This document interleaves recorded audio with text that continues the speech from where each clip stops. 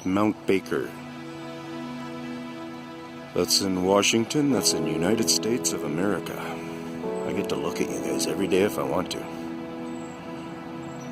And I get to share the truth with you guys every day if I want to. And that's what I choose to do. Whether it's every day or not, I'm still shooting for a lot and only truth for how I understand it. I'm not trying to cause any problems. And in a lot of cases, I hope I'm wrong.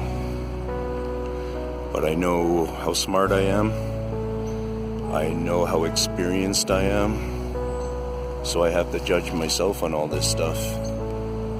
You know, for anybody to say that I have some craziness in me, then what you have to do is, I have some wildness in me, but I don't have crazy something like this, man. This is just out of my characteristic, really. Maybe walking around in the danger and stuff is partly in my characteristic, but not this claim to fame, this claim to understanding, this claim to, you know, be able to help solve an unbelievable mystery, right? But anyways, I have a theory based on, I'm coming into a big park here, and I know that when I get there that I'm going to find signs, and the reason is because that's our river down there.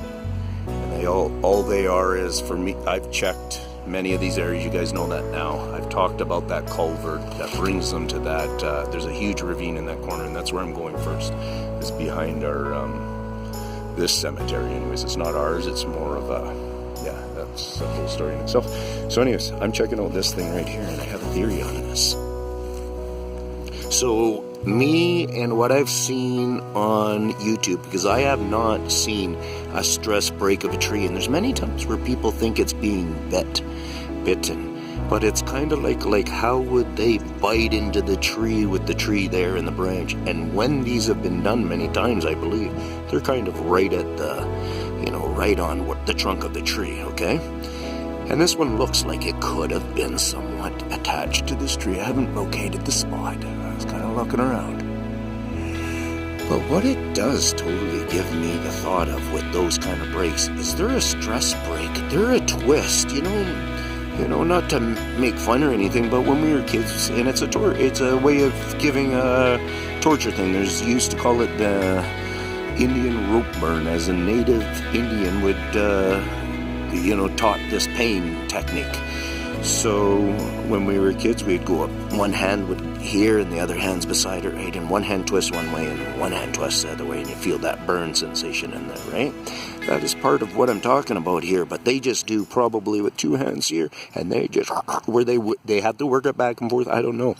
But if you can think about the amount of friction pressure that is happening and the way that breaks and stuff, I believe that it's not necessarily explosive, like out like that, because there's going to be a major amount of power happening in that time, you guys, when that happens.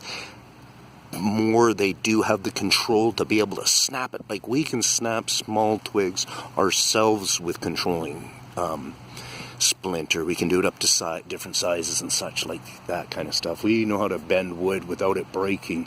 Like different people have all those skills of being able to do it. In other words, we can do it, and they can also do some of their tricks. So peace out from the Tin Man, and yeah, there will be another video going on about this stuff in a few minutes here. I'm walking that way. Thanks, bye.